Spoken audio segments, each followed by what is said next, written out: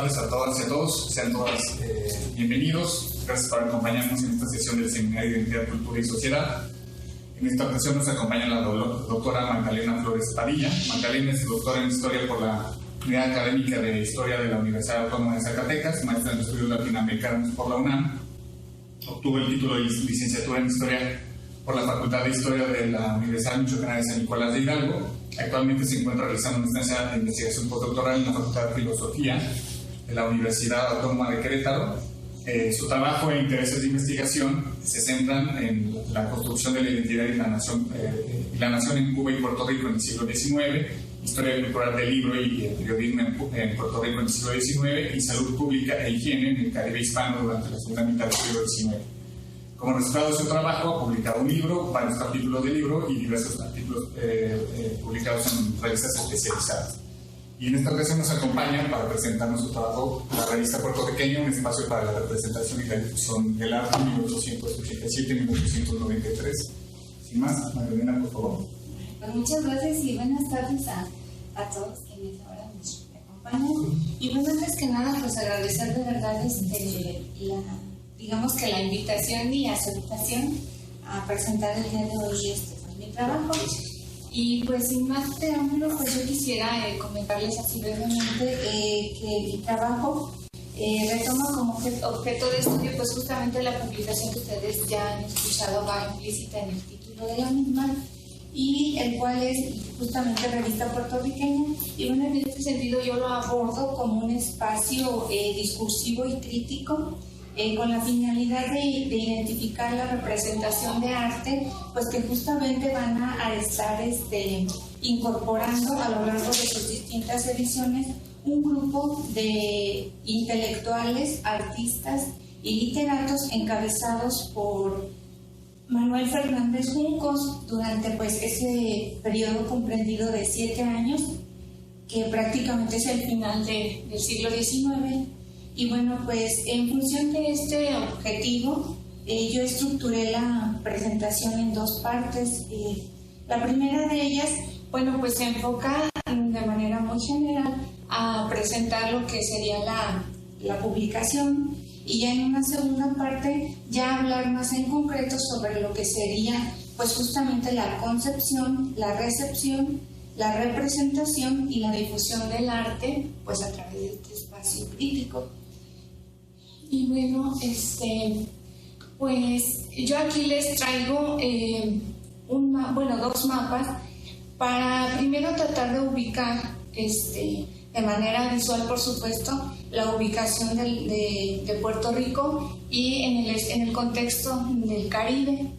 Y bueno, comentarles brevemente de que es muy importante recordar que para la época Puerto Rico sigue siendo colonia española, y que bueno, en términos económicos Puerto Rico se encuentra en una grave crisis cíclica debido a que, como ustedes habrán de recordar, es una sociedad que se basa en términos económicos en la producción del azúcar. Entonces, para esta época tiene un importante auge lo que sería la producción de azúcar de remolacha, lo que vendría justamente a dar al traste con la economía y la producción de azúcar tal como se estaba produciendo en esa época en la isla.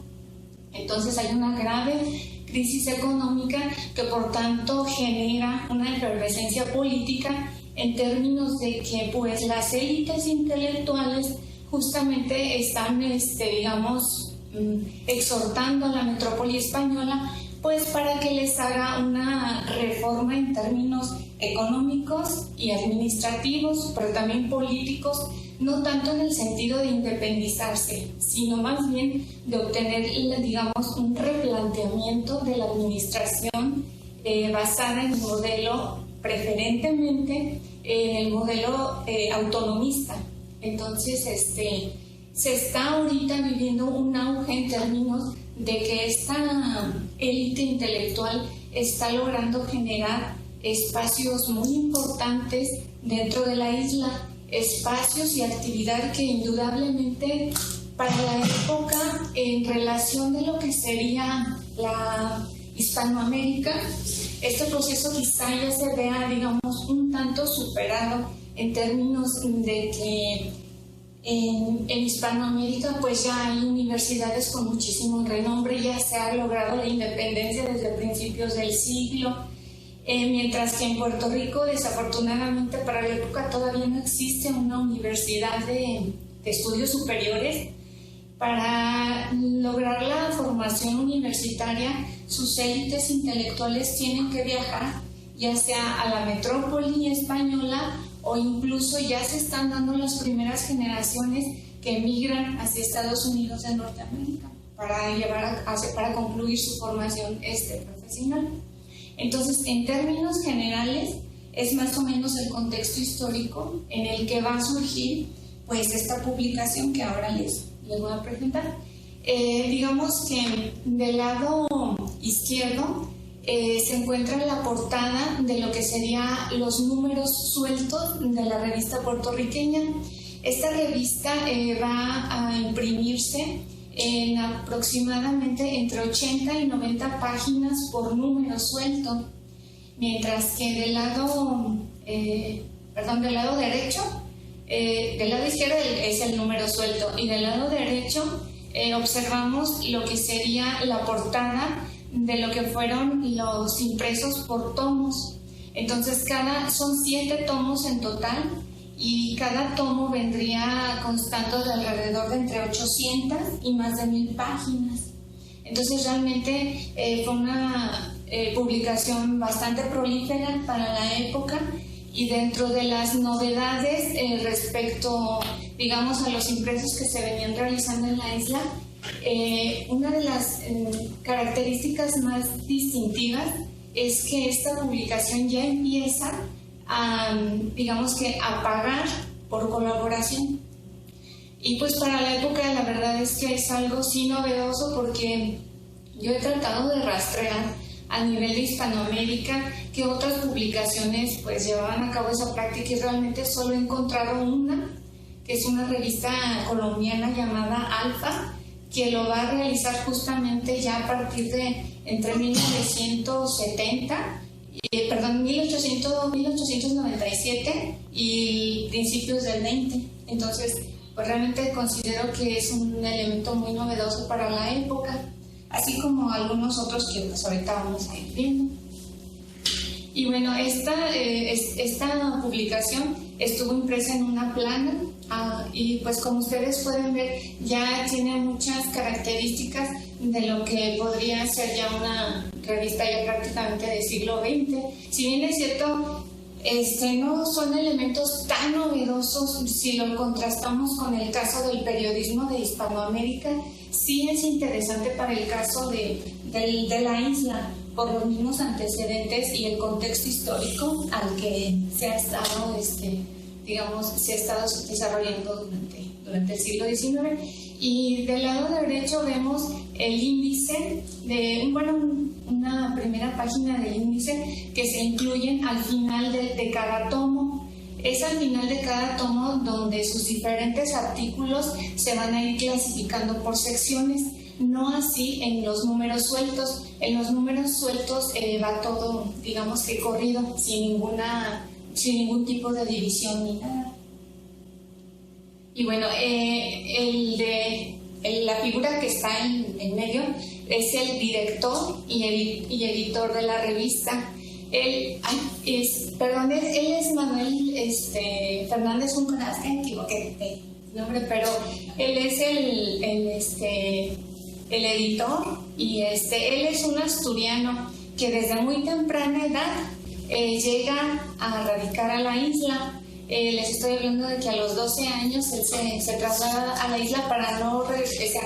Sí regresará de manera esporádica a España, pero ya nunca a radicar, ni siquiera por lapsos prolongados. Y a sus lados se encuentran 2 españoles. Leopoldo García Ramón va a fungir como corresponsal de la revista, él radicado en París, y Jacinto Octavio Picón será quien funge como corresponsal en Madrid. Pues ellos 3 son quienes prácticamente van a dar el sustento total a la revista, puesto que prácticamente ellos van a, digamos que, a publicar prácticamente, yo sí me atrevería a decir que como el 70% de los escritos publicados pues a lo largo de los 7 años en que duró la publicación de la revista. Y bueno, este listado de colaboradores van a ser quienes, bueno, lo que pasa es que en mi tesis de entre maestría y doctorado, yo digamos que a la hora de estar analizándola hice una clasificación por grupos de colaboradores de entre los más representativos y los que digamos van a ser solamente esporádicamente colaboradores, y este es el grupo más fuerte de colaboradores. Prácticamente todos ellos son puertorriqueños. Por ahí solo habrá algunos que son cubanos y alguno que otro peruano.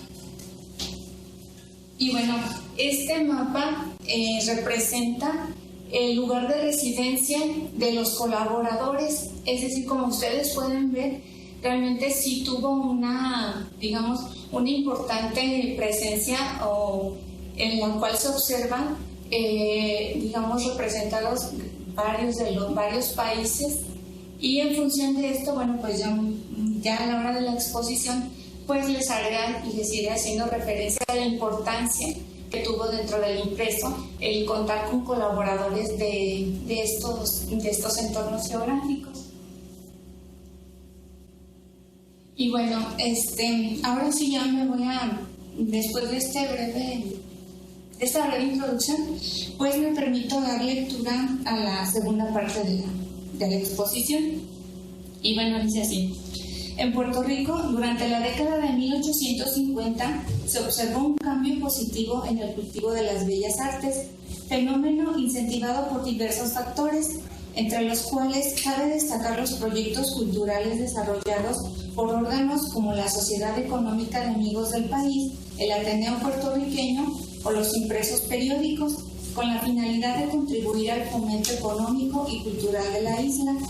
Así lo hicieron saber al público en general al momento de promover o difundir diversos eventos artísticos, así como la recepción de artistas extranjeros, especialistas en cultura, fotografía, música o teatro.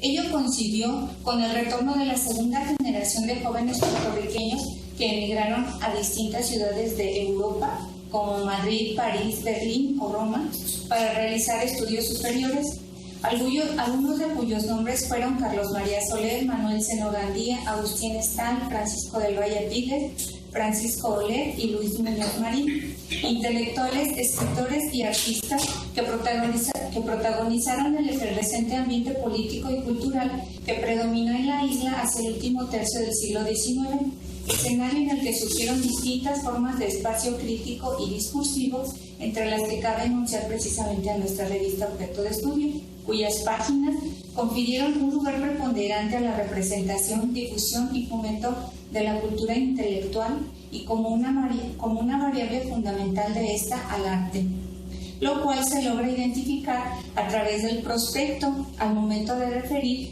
pues justamente los objetivos de nuestro impreso, el cual yo ahí les he puesto para no, digamos que leerlo y más bien ustedes lo puedan apreciar desde ahí. Y dice así: esta declaratoria nos lleva a reconocer al arte en la perspectiva de la comunidad encabezada por Juncos como una de las manifestaciones del pensamiento humano que se enfoca en realizar la belleza, difundir la idea del bien e investigar la verdad. Cierro cita.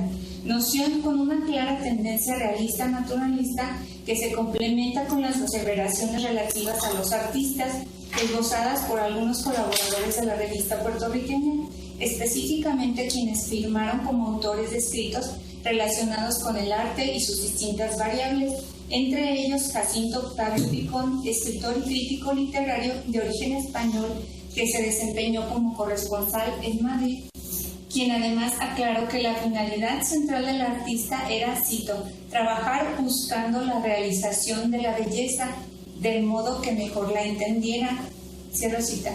En términos similares se pronunció José Ixal, escritor y crítico literario, miembro del Círculo Artístico de Barcelona, que realizó distintas colaboraciones para la revista y quien por su parte refirió lo siguiente, cito: el artista siente perfectamente que sin el natural su arte no existiría y lo estudia, lo copia, se encanta con sus tesoros y se estremece cada vez que logra transmitirlos en su obra.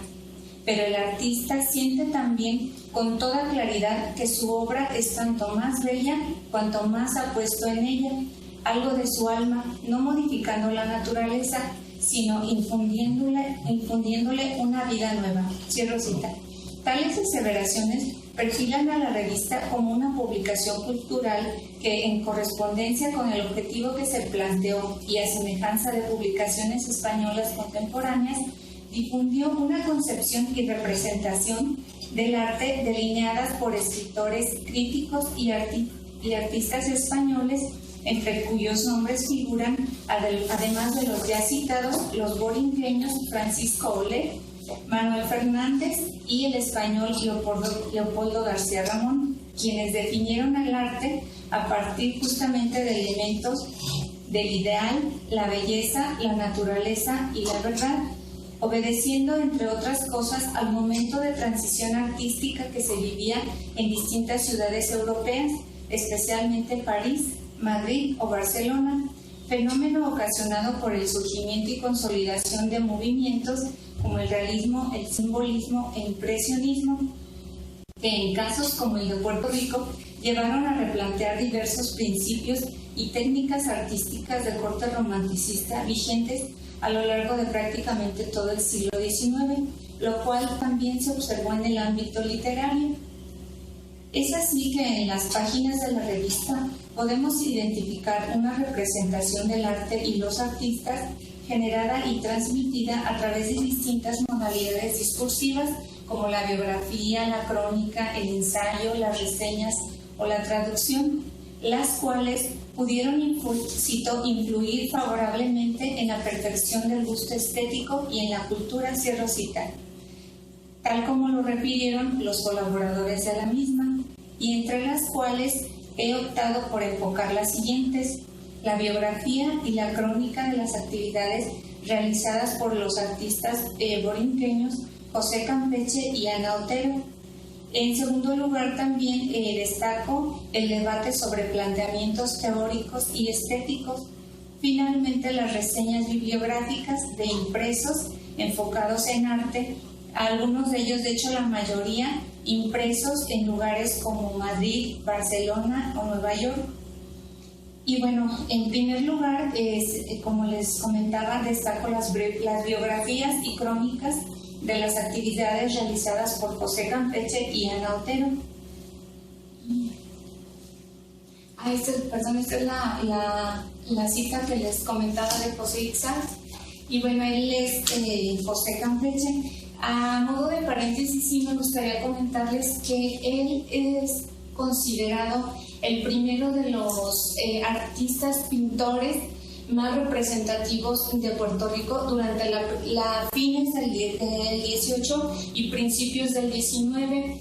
Algo muy peculiar de él es que él fue hijo de un esclavo liberto y una mulata, nacida ya después de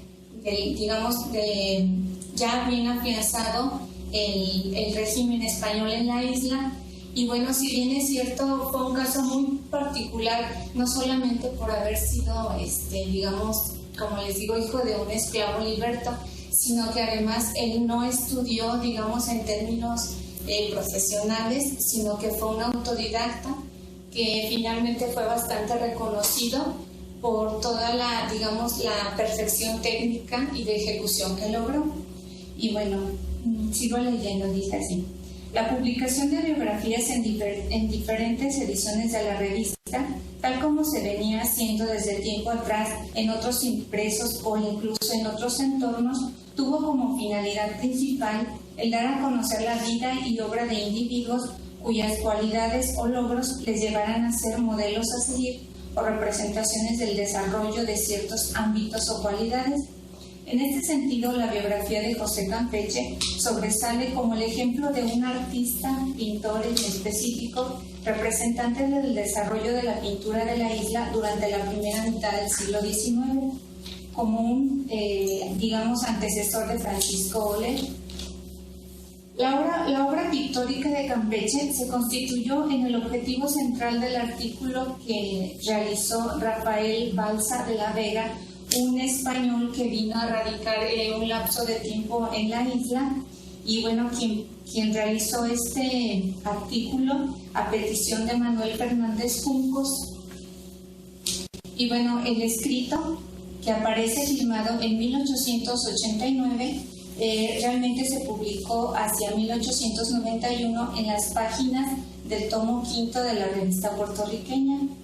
Fue proyectado originalmente como un discurso que tenía el propósito de ser leído en el Ateneo puertorriqueño. Sin embargo, no se verificó debido a que el artista se tuvo que regresar de manera intempestiva a la capital española. Tal como el título lo sugiere, José Campeche, estudio crítico de sus obras, Rafael Balsa se ocupó de presentar la serie de reflexiones que le inspiró la prolífica producción pictórica atribuida al pintor borinqueño. Para ello se basó tanto en el reconocimiento físico de las obras, ejercicio que llevó a cabo durante su permanencia en la isla, así como en la revisión de un estudio clásico para la época sobre la vida de este pintor borinqueño, realizado por un compatriota de él llamado Alejandro Tapia hacia 1885. Y bueno, tal confrontación le llevó a Balsas a dividir el conjunto pictórico de la obra de Campeche en tres etapas, cuya caracterización le llevó a debatir algunas afirmaciones del estudio biográfico presentado por Tapia. En particular, la semejanza que estableció entre los colores utilizados por Campeche y los que utilizó en su momento el reconocido pintor apellidado Correggi. La explicación respecto a los elementos que diferenciaban las tres etapas de Campeche y los factores que los habían propiciado fungió como principio para establecer la evolución artística de Campeche estructurada en fases. El seguimiento de este proceso inclinó a Balsas para proyectar la obra de Campeche en dos planos, en el del arte y en el del artista de sentimiento. Y bueno, más allá de concentrarnos en la serie de argumentos especializados que emitió Rafael Balsa en torno a la ejecución, perspectiva y colores en los cuadros de Campeche, optamos por reflexionar sobre la pertinencia que confirió Manuel Fernández al hecho de presentar este escrito en la revista, puesto que es indudable que Juncos reconoció que de la Vega era un exponente de la intelectualidad española, cuyo grado de especialización en el rubro del arte le valdría para mostrar y legitimar la obra de Campeche y con ello el desarrollo de la producción artística borinqueña. Este planteamiento encuentra fundamento tanto en la ubicación de la obra de Campeche como en la parte introductoria del artículo, donde Balsa, a modo de antecedentes, entretejió su visión sobre la importancia y función del arte como factor determinante en el desarrollo de las sociedades y la madurez intelectual del individuo. Y bueno,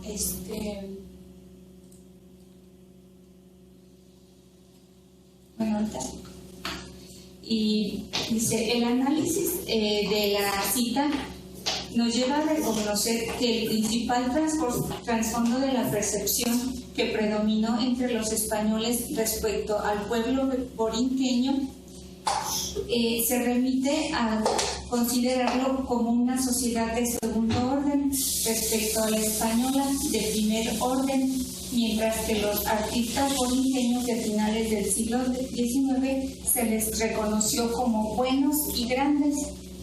La publicación de este estudio en la revista puertorriqueña resulta llamativo al tomar en cuenta lo siguiente.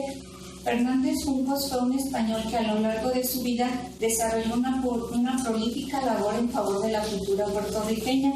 en función de la cual se desempeñó como miembro del sector de la intelectualidad borinqueña, cuyo proyecto de modernidad hacia finales del siglo XIX antepuso la pertenencia de la isla a la metrópoli española, de la que solicitó el reconocimiento en términos políticos y administrativos vigentes para el resto de las provincias de la propia península. Esto es a partir de, digamos, de postularse como militante de la propuesta política denominada autonomista. Y bueno, en este sentido nos lleva a sugerir dos probabilidades. La primera es que la publicación del estudio de Balsa, en el que se respetaron los juicios enunciados, se obedeció al propósito de evidenciar públicamente la percepción que en torno al pueblo puertorriqueño tenía la mentalidad española. Asimismo, la publicación del estudio de Balsa en la revista fue una forma de subrayar la grandeza artística y cultural de España y a la isla como una sociedad en desarrollo cuyos logros se mostraban justamente a través de artistas representativos, entre ellos Campeche, quienes figuraban no solamente como muestras de la propia sociedad puertorriqueña, sino como herederos de la herencia hispana. Y por otra parte, la figura de Ana Otero Hernández, quien fue otra de las personalidades que destacaron en el ámbito artístico de Puerto Rico durante las últimas décadas del siglo XIX. Su actividad fue dada a conocer a través de la revista por el colaborador llamado Antonio Cortón, a través de un artículo titulado Ana Otero. Este escritor abarca el quehacer desarrollado por Otero entre los años de 1887 y 1890, por lo que consideramos necesario exponer algunos datos biográficos de esta pianista, quien nació en Humacao, en el seno de la familia inmersa en un ambiente artístico. Ana inició su instrucción bajo la dirección de su padre a partir de los 4 años de edad. Al llegar a la adolescencia ya mostraba cualidades de una pianista competente, lo que le llevó a alternar su práctica diaria con la instrucción de los alumnos participantes en los grupos ya ayudados por su padre hacia principios de 1860. La dedicación de Ana le valió el temprano reconocimiento de concertista requerida para encabezar diferentes eventos culturales y de beneficencia. El propósito de continuar su formación en Europa y la escasez de los fondos económicos para ello requeridos la motivaron a realizar una gira que duró 12 meses e incluyó las principales ciudades de la isla. Tras finalizar sus presentaciones, se embarcó a Barcelona en julio de 1887. Después de una corta permanencia en dicha ciudad, decidió trasladarse a la capital francesa e ingresar en el Conservatorio de París, donde tuvo como profesores a Antoine-François Marmontel, Damien Tissot y M. Toandau. Al concluir su formación, Ana permaneció en Europa, desplazándose entre Barcelona, Madrid y París, con el objeto de ofrecer algunos conciertos. Finalmente, en 1890 retornó a Puerto Rico, donde continuó realizando conciertos al interior de la isla y en algunas ciudades del extranjero, entre ellas Caracas, Venezuela, San José, Costa Rica y Estados Unidos de Norteamérica, específicamente en Nueva York, Baltimore, Boston, Chicago y Filadelfia. Este breve panorama nos permite retomar el artículo publicado en nuestra revista, realizado por Antonio Cortón. Este escrito es una crónica de las actividades emprendidas por la pianista durante su permanencia en Europa, lo cual nos ha inclinado a reflexionar sobre los siguientes aspectos. Primero, sobre las fuentes que permitieron a Cortón conocer la vida y formación inicial de Ana. El hecho de que este periodista radicara la mayor parte de su vida en Europa, particularmente en París y Madrid, le llevó a enterarse de Ana, como él mismo lo narró en el artículo, a través de la información difundida sobre sus conciertos en impresos de París, Londres y Madrid, así como por el contacto que sostuvo con las comunidades de compatriotas puertorriqueños que viajaban o radicaban en diferentes ciudades de la metrópoli española, muestra significativa de las cuales es el grupo de puertorriqueños ubicados en Barcelona, mismo que se encargó de ofrecer el evento en que se dio la bienvenida oficial de Ana. Y bueno, aquí pongo la cita en que él, digamos que introduce a Ana. La cita es llamativa en la medida que refleja la presencia de comunidades borinqueñas sólidas con una participación activa en el ámbito cultural de la península y estrechos vínculos con el sector intelectual de dicho entorno, tal como lo subraya el mismo Cortón al comentar que Ana, cito, llegó de paso a Barcelona y allí interpretó nada menos que la Rapsodia húngara de Franz Liszt.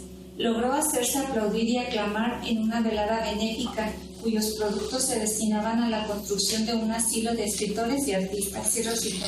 A su vez, consideramos llamativo el hecho de que Antonio Cortón aludiera a este suceso en su escrito, puesto que con ello suponemos que trataba de incluir a la revista en la serie de impresos borinqueños que tenían documentada la actividad de la pianista, en un esfuerzo por mostrar, además de la percepción del arte, su desarrollo, visto como una actividad práctica entre la sociedad puertorriqueña.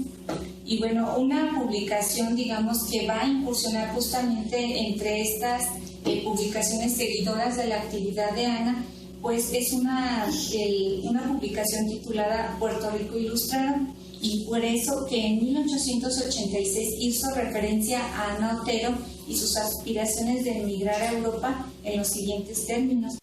Esas actitudes, esa labor constante, ha de propiciar a la joven pianista muchos y bien conocidos laureles si logra vencer su decidido empeño de someterse a la educación artística de un conservatorio europeo, oyendo a la vez esas celebridades musicales que solo de nombre se conocen en Puerto Rico.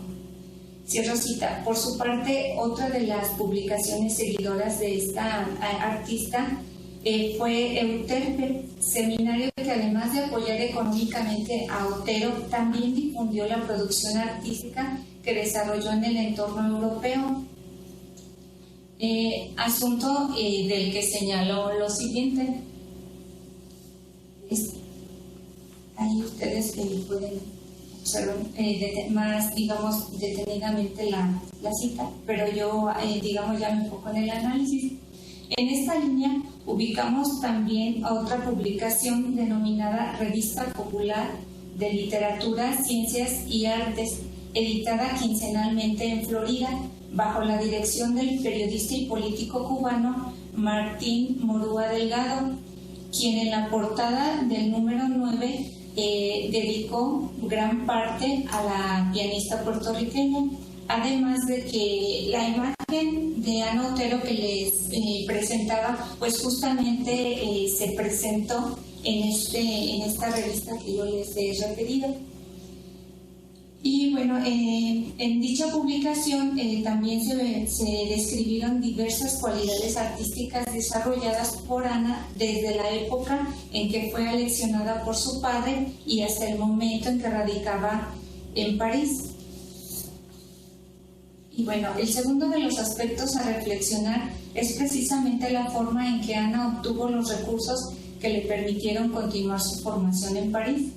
Suceso expuesto en diferentes citas y también aludido por Antonio Cortón en el artículo que hemos estado mencionando, y que dice así: al final del curso, o sea, en julio de 1888, mereció de Mr. Tissot, director de su clase en el Conservatorio de París, otra certificación, la de laudatoria en extremo.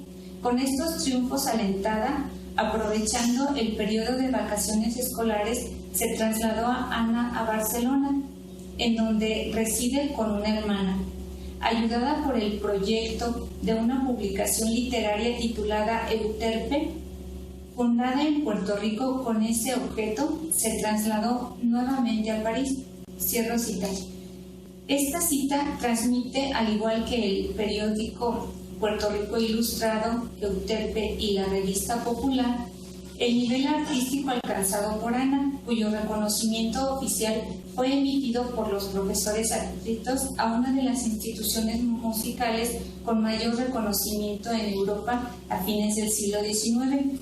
Sin duda, un factor que justificaba y alentaba los esfuerzos realizados por los familiares y amigos pertenecientes al sector de la intelectualidad y radicados en la isla para continuar ayudando a la pianista.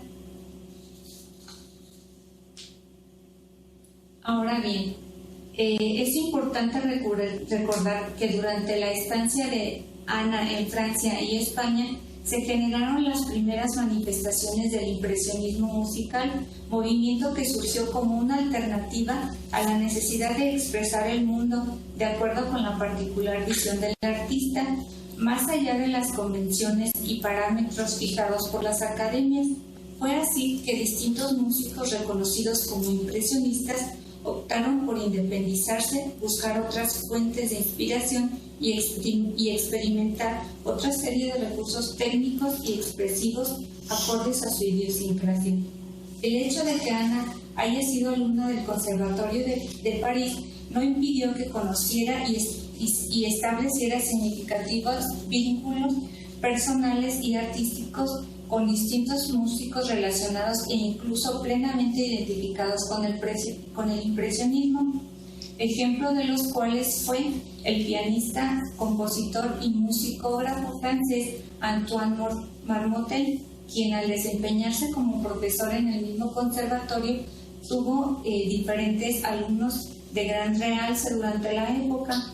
Aunado a ello, se puede mencionar la incursión de Ana en eventos y veladas que congregaron renombrados artistas y músicos, tales como en la Exposición Anual de Bellas Artes en París o los conciertos ofrecidos en la Gran Sala de la Sorbona e incluso en el Circo Nacional del Coliseo.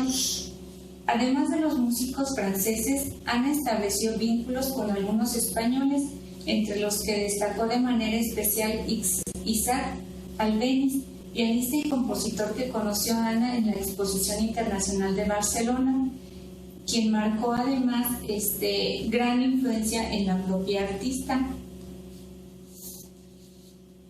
La reflexión de estos rubros nos permite distinguir a Ana como una pianista consolidada y reconocida tanto en la isla como en el extranjero, particularmente en algunas ciudades de Francia, España e Hispanoamérica, motivo por el cual en el devenir del arte puertorriqueño su importancia fue equiparada desde las páginas de la revista a la de los pintores José Campeche y Francisco Le, hecho captado y transmitido por Antonio Cortón en su artículo Ana Otero, cuya publicación a través de la revista registra una clara intención de difundir la figura de una artista borinqueña cosmopolita, dado que fue formada y reconocida en el extranjero, pero que además se constituyó como una representante del nivel artístico y cultural alcanzado en la isla. Otro de los aspectos en los que yo me enfoco se trata de un contrapunteo, o que yo le llamo contrapunteo, entre un reconocido pintor llamado Francisco Le, que fue fue uno de los principales exponentes de la pintura impresionista en Puerto Rico, una de cuyas obras más representativas es la que les presento, y que, bueno, ahorita como podremos ver, pues él realizó y presentó en la isla justamente al momento en que está él, digamos que contrastando sus planteamientos teóricos en cuanto a percepción y ejecución del arte con un reconocido crítico del arte francés llamado Charles Blanc. Y bueno, este contrapunteo se da a raíz de que en la revista la hija del director, que se llama Ana Fernández, traduce partes de una obra de este francés y las publica en la revista. Entonces, antes de publicar estas fracciones de la obra, las envía a Francisco Oller, quien además había sido su profesor de pintura. Entonces él decide contestar o digamos debatir los planteamientos que está haciendo Charles Blanc en esta obra que traduce Amparo Fernández, que es la hija de Manuel Fernández Junco. Y bueno, ya me voy a enfocar prácticamente en el debate porque digamos que hago un recuento de lo que fue la traducción de esos extractos de la obra de Charles Blanc. Y bueno, dice así: tras concluir la traducción de las fracciones de la obra de Charles Blanc y antes de incluirla en la revista puertorriqueña, Amparo Matet la hizo llegar a Francisco Oller, quien tras revisarla decidió darle una respuesta detallada, hecho que retrasó debido a las ocupaciones del pintor, quien así lo hizo saber a través de las páginas. Y bueno, en esta cita también pues justamente reconocemos que es cuando él está por terminar el cuadro que yo les he presentado del velorio. Y bueno, es importante reiterar que en esos momentos Francisco Oller despuntaba en el ámbito borinqueño gracias a la experiencia teórica y práctica acumulada durante sus estancias en diferentes talleres ubicados en la capital gala, factor reflejado a través de sus numerosas obras pictóricas. Así pues, el pintor puertorriqueño fijó su postura sobre los diferentes planteamientos de Charles Blanc a través de una serie de cartas que son incluidas en la revista puertorriqueña.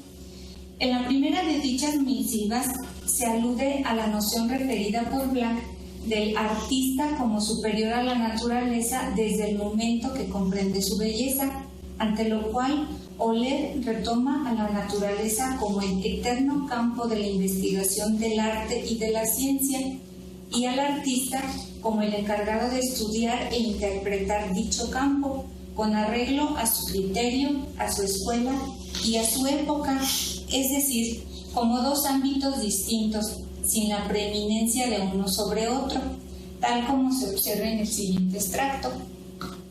Y ahí él va debatiendo punto por punto los elementos que yo aquí a grandes rasgos les he mencionado. Además de la naturaleza y el artista, elementos fundamentales para definir al arte, se distingue a la belleza, cuya existencia para Blanc se encontraba condicionada a la comprensión, como el preludio que llevaba a vislumbrar un tipo superior de belleza a la belleza verdadera. Tal afirmación fue severamente cuestionada y rechazada por Oller, quien aclaró la existencia de dos tipos de belleza: la belleza que existe de manera absoluta en el universo y la belleza artística, que es convencional y se encuentra determinada por el propio artista, la época y el medio social.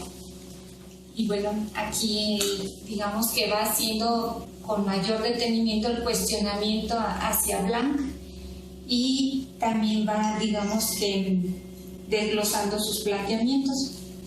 Estos argumentos y el motivo que los originó fueron para la revista la forma idónea de representar al artista puertorriqueño, visto a través justamente de la figura, tanto en términos teóricos como en ejecución, pues que había logrado Francisco Oller, es decir, como un individuo poseedor de la experiencia y madurez teórica y práctica adquiridas en uno de los principales centros artísticos y culturales europeos de la época, es decir, París, lo cual por una parte le confería la autoridad y legitimidad para confrontar los planteamientos de un miembro reconocido de la intelectualidad y del arte francés, y por otro lado le llevaba a producir una obra pictórica a través de la cual se distinguían una diversidad de elementos representativos de la identidad puertorriqueña. Y aquí sí me voy a permitir regresar un poquito al velorio. El velorio es como bien representativo no solamente del tema del cuadro en sí, sino que representa, ahí ustedes pueden ver, todos los elementos sociales de lo que sería, el componente básico de la sociedad borinqueña, ¿sí? Entonces, dicha producción pictórica pictórica y la labor de enseñanza que desempeñó Oller fueron a su vez la principal muestra de la presencia del realismo y el impresionismo pictórico en el Puerto Rico del último tercio del siglo XIX, tendencias artísticas vigentes en distintos entornos de Occidente e Hispanoamérica. Eso sí, también aquí es bien importante señalar que para la época, por lo menos en el aspecto literario, he encontrado casos, digamos, de otros impresos o revistas literarias que también están, digamos, enunciando diferentes planteamientos relacionados con el naturalismo, pero que no van a tener el mismo impacto que van a tener para el caso de Puerto Rico. Y es que en Puerto Rico vamos a estar viendo que se está generando, digamos, una discursividad como en varios niveles, porque, por ejemplo, por un lado ellos quieren subrayar su pertenencia a España, pero por otro lado ellos quieren definir su propia identidad del ser puertorriqueño. Entonces, por momentos van a utilizar diferentes elementos teóricos y avances, digamos, en términos de corrientes literarias y artísticas, pues justamente como herramientas para definir esa puertorriqueñidad. Entonces, yo aquí planteo a la revista como un elemento o una herramienta fundamental para la consolidación del naturalismo y del impresionismo dentro de la isla, a diferencia de casos como, por ejemplo, en Colombia, donde digamos que están rechazando de manera muy rotunda lo que vendría siendo la tendencia del naturalismo visto como la está planteando para la época Solá. Y bueno, ya, gracias de paréntesis. En este punto cabe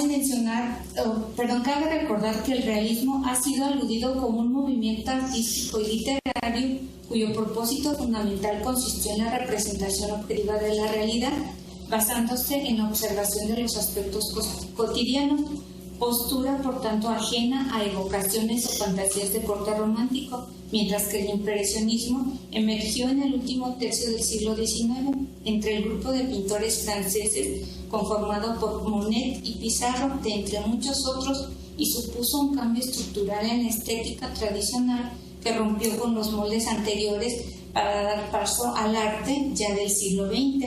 Esta percepción nos da la pauta para reflexionar sobre la segunda carta que hizo llegar Francisco Oller a la administración de la revista puertorriqueña, en cuyas líneas subrayó su oposición a distintas ideas planteadas con Blanc respecto a la prioridad del dibujo ante el color y la función delimitante del primero sobre el segundo, en las artes plásticas específicamente.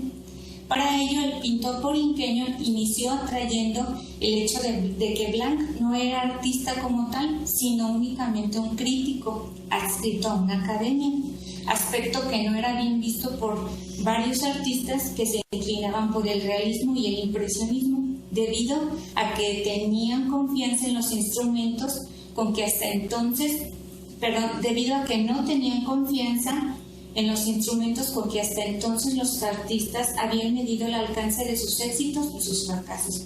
Entre dichos instrumentos, pues justamente destacaban las academias. Posteriormente, Oller abordó el tema del dibujo y el color, colocando en el centro del debate las innovaciones del impresionismo, es decir, el rechazo del claroscuro, la representación de la interacción de la luz y el color al aire libre, la igualación de las pinceladas en la superficie del lienzo y, como consecuencia de ello, una concepción diferente de la pintura respecto a la esbozada desde las tendencias del romanticismo. Y bueno, aquí les coloqué la cita, digamos, textual, donde va argumentando todos estos elementos que yo aquí brevemente les he enunciado. Y bueno, dice así: estos cánones reguladores de la vida de Oller se constituyeron en un valioso instrumento para entender su concepción de arte y, en tal sentido, su función como un indicador del movimiento intelectual del país en sus diversas formas y tendencias. Ambos aspectos compartidos en gran medida por los miembros de la comunidad de colaboradores de la revista puertorriqueña, conscientes de la formación y la madurez del pintor borinqueño. Ahora bien, Posteriormente yo ya hago lo que sería el análisis de las diferentes formas en que en la revista se van a ir abordando a través de reseñas bibliográficas, digamos que la producción de impresos en formatos ya sea de libros, revistas, diccionarios, enciclopedias relacionadas con temáticas del arte. En sí son bastantes las reseñas que yo logro ubicar y destacar en estos rubros. Sin embargo, ya como que para no extenderme más bien para, digamos que comentar las observaciones o comentarios que ustedes me pudieran ir vertiendo a lo largo de la siguiente etapa de la presentación, pues yo más bien ya aquí optaría por, en todo caso, pasarles mi presentación a quienes les interesara ahondar más en eso, y pues más bien ya irme directo a las conclusiones para no hablar más. Y bueno, así pues, el panorama expuesto me permite subrayar a la revista puertorriqueña en su calidad de forma de espacio crítico y discursivo, a través del cual se congregó una comunidad de literatos, intelectuales y artistas quienes difundieron sus ideales de identidad, nación, modernidad y cultura, de acuerdo con los cuales el arte fue un factor destacado que adoptó distintos roles, entre los que sobresale el de indicador del nivel de desarrollo cultural del ser humano y específicamente dentro de la isla.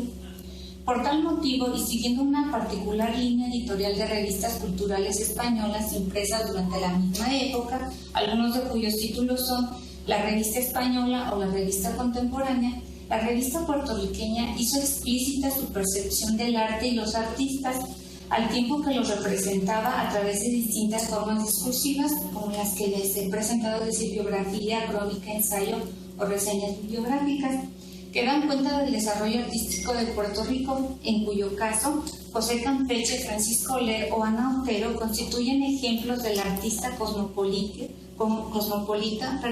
vislumbrado como un individuo formado en el extranjero, particularmente en Europa, y que además fueron exponentes de las últimas tendencias del arte, cuya obra era reconocida a nivel internacional. Aunado a lo cual, la revista, como difusora del ambiente artístico en el extranjero, se convirtió en un canal a través del cual fluyeron las posturas y planteamientos esbozados por reconocidas autoridades de la pintura, la música y la arquitectura respecto a los debates persistentes en diversas urbes, particularmente relacionadas con el naturalismo, tanto desde la perspectiva de España como de la perspectiva de París. Finalmente, pero no de menor trascendencia, resalta el rol de interconexión que jugó la revista puertorriqueña entre España, Puerto Rico y diversos contextos de América del Norte y Latinoamérica. Ello en el entendido de que el arte, su fomento y difusión a través de las reseñas, así como de los diferentes ensayos, fue visto como un factor desde el cual se pretendía estrechar los lazos entre los individuos y los herederos de la cultura hispana, así como su pertenencia directa a la metrópoli española. Y bueno, pues, sería todo.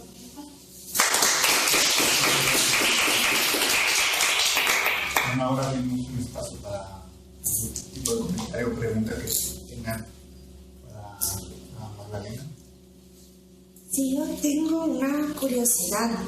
Entonces, en Puerto Rico no se manejó la categoría de costumbrista para la pintura, porque yo veo ese cuadro en Verón y lo primero que pensé fue costumbrista, pero no, y me metió un poco de ruido eso de impresionista, pero es otra cosa que el impresionismo francés, evidentemente. No, gracias. Sí.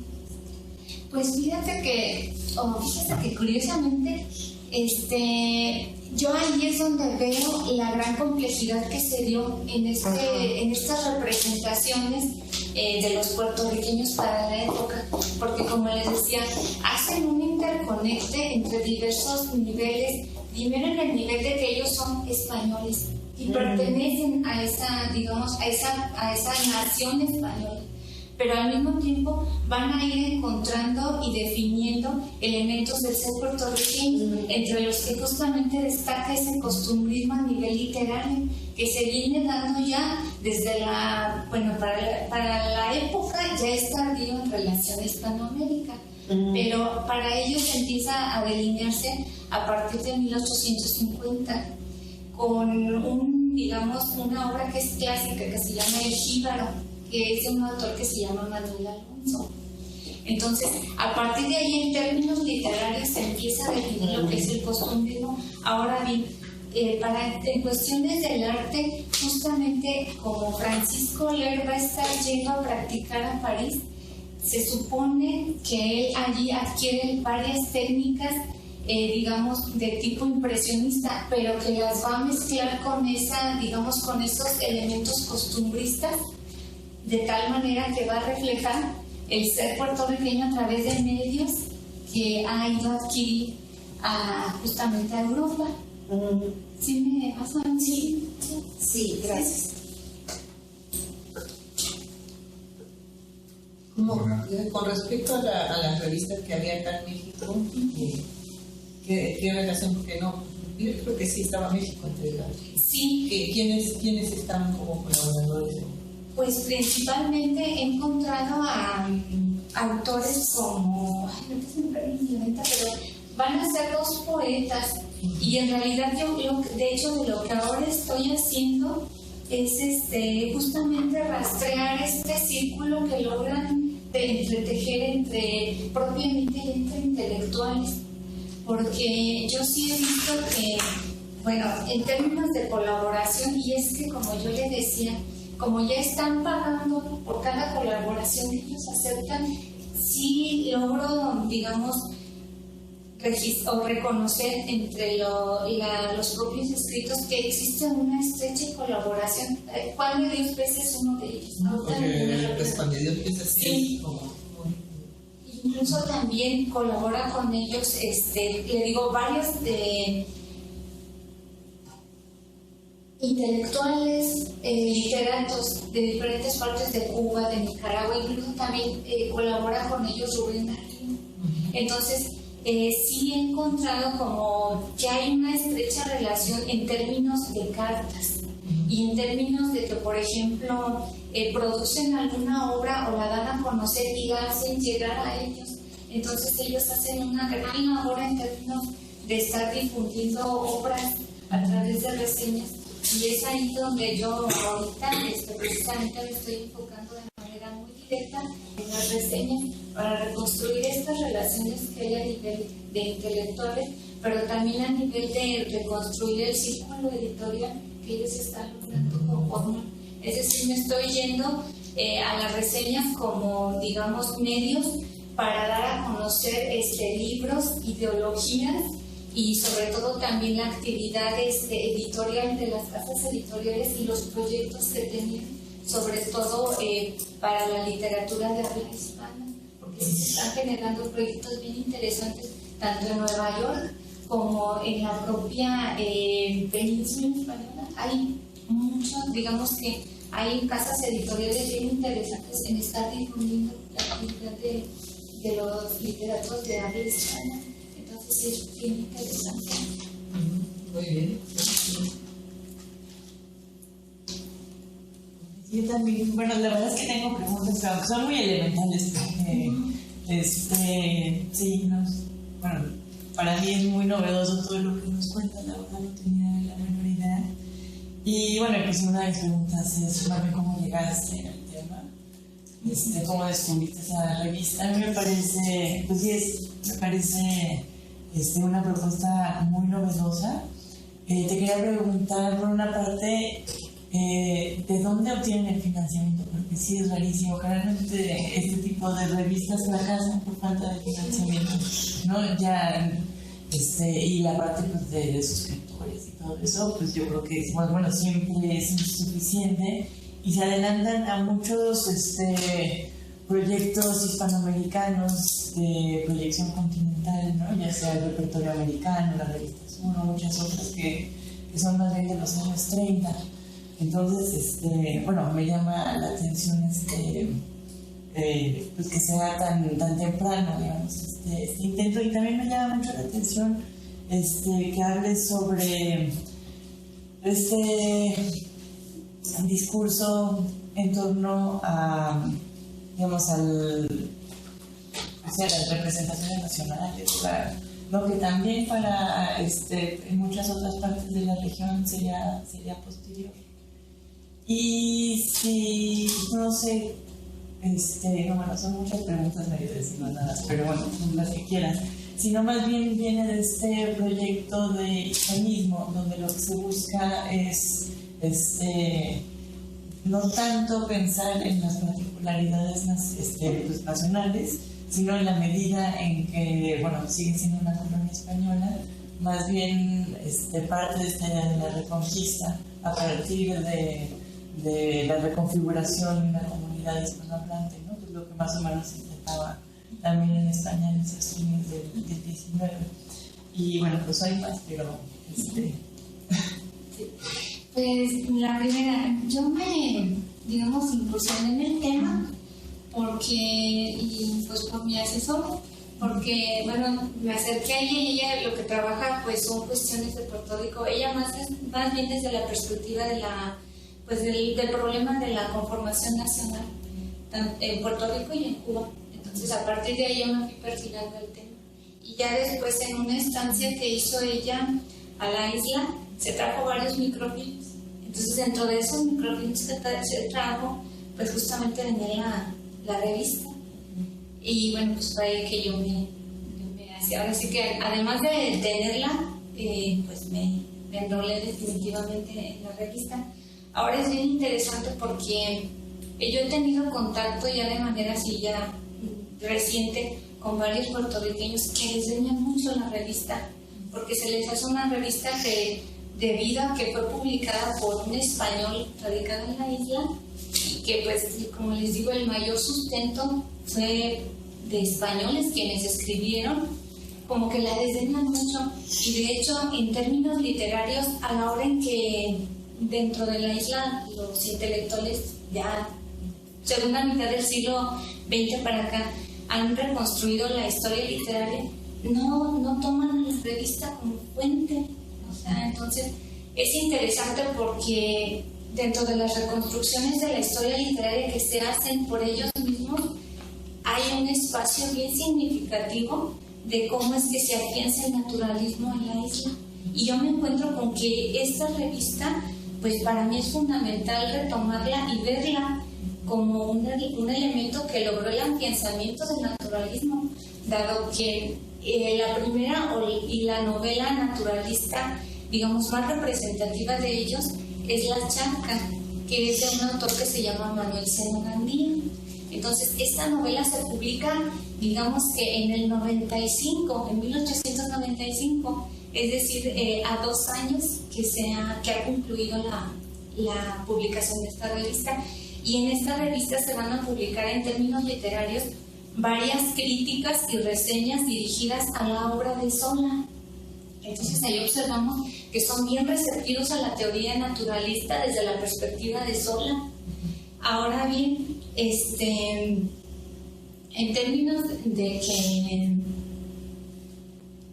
pues debería de ser considerada una fuente, pues digamos, a retomar, ellos no la ven así, porque de hecho yo les planteaba que yo quería ir para retomar otras publicaciones de la época y contrastar con si es que o en otras publicaciones también se está retomando, porque aquí también hay que considerar que es un grupo de intelectuales, ahora sí que yo podría decir que de élite, porque ellos son descendientes de hacendados azucareros que han caído en crisis. Entonces, económicamente estaban muy bien, pero no, digamos que no son luchototes, ¿no? Le estoy hablando como de unos 15 cuando más, pero de que tenían suficientes medios económicos, sí los tenían.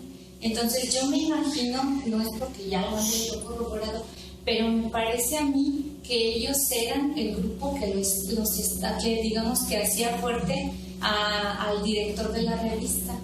Entonces, ahora hay una publicación cara, sí era muy cara, porque para la época le estoy hablando que por número era como 50 pesos. Entonces era muy cara para la época. 50 pesos. Sí. Digamos que lo que pasa es que ahí ya que funcionaba la plata mexicana. Sí. Entonces sí era muy cara, era una publicación muy cara. No, pero 50 pesos es demasiado. Sí, era demasiado. Es demasiado. Sí. Sí, y ahora de que se recibía en España, también se recibía en España, porque yo encuentro extractos donde ellos dicen que los colaboradores que están, por ejemplo, en España, en Madrid específicamente, Picón, refiere, y soy cuidadoso en decir mi punto de vista sobre este autor, porque en el momento en que ellos lean la revista, no vayan a malinterpretarme. Entonces, es decir, que ellos sí lo recibían, sí se estaban leyendo. Entonces, ahora bien, yo siento que, de hecho, obviamente, pues, se suspendió la publicación, pues, por falta de recursos. Entonces, llegado el momento, pues, sí, definitivamente era tan cara que, pues, realmente, o sea, realmente yo digo que, pues, sí, debió de ser, porque, pues, ¿quién iba a estar, digamos, pagando esa cantidad? Ahora, lo que me decía de lo de la identidad, de la conformación del discurso de identidad, yo aquí también encuentro algo bien interesante, igual relacionado con estos distintos niveles de que ellos están proyectando, del ser puertorriqueño, pero además ser españoles, pero además sentirse partidarios de, digamos, en cierta forma, de Hispanoamérica por el legado precisamente de España. Aquí también es interesante ver que ellos, si bien es cierto, sí hacen referencia a Hispanoamérica, yo siento que sus lazos están más ligados con España.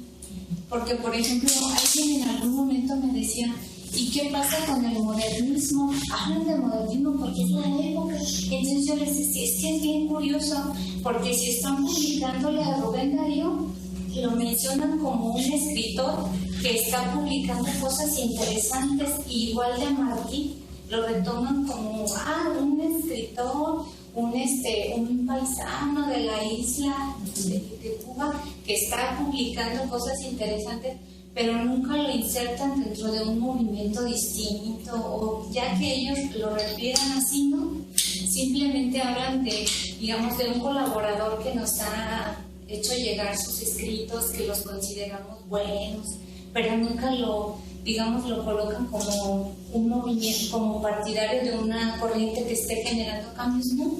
No lo hablan así. Más bien le digo, ellos van a estar vinculados, pero yo siento que totalmente, a lo que se está haciendo en España. Y en términos de elementos novedosos que ellos pueden retomar, lo que se está haciendo en Francia. Y igual por por sus mismos paisanos que están allá y que se están, codeando con lo más ganado de la época, en términos de arte y de literatura. Entonces, no sé si más o menos. Sí. Yo tengo una curiosidad respecto.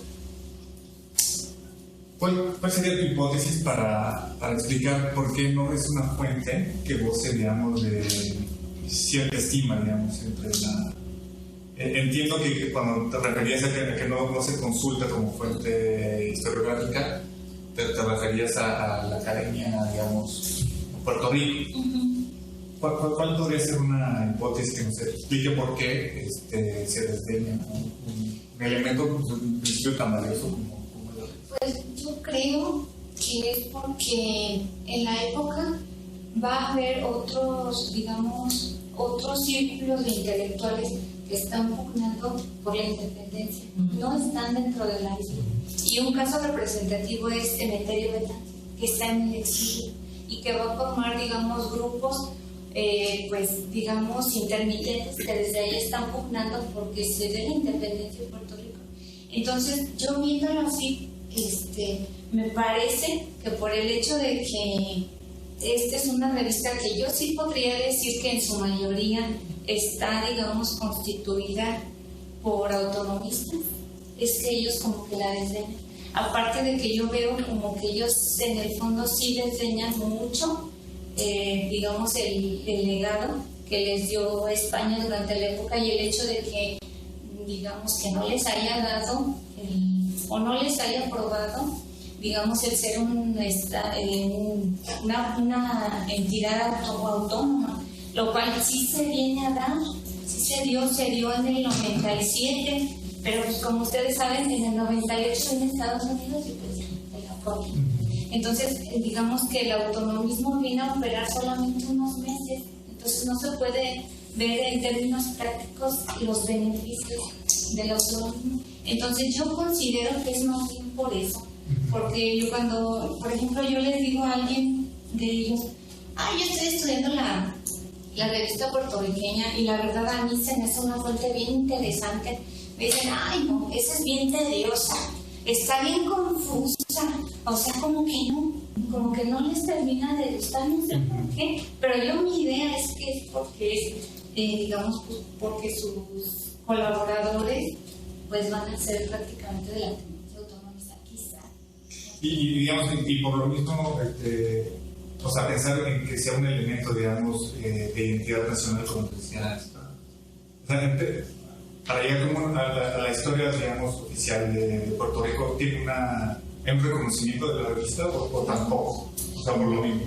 No, yo creo que también viene a ser así como que parte de lo mismo, porque es que en realidad lo que les digo, ellos perfilan como, digamos, como sus principales representativos en términos literarios, la obra que yo les decía, la del Jíbaro, de Manuel Alonso, y luego el de La Chanca, que son como las dos bases literarias que representan o ya perfilan lo que viene a ser el ser puertorriqueño, pero más para la época, Manuel Senado Gandía con La Chanca, que luego él viene a generar digamos, su versión de lo que sería Crónicas de un Mundo Enfermo para la isla, que son 4 obras, que sería La Chanca, Redentores y Garduña, y los otros que vienen a constituir lo que sería así como lo máximo de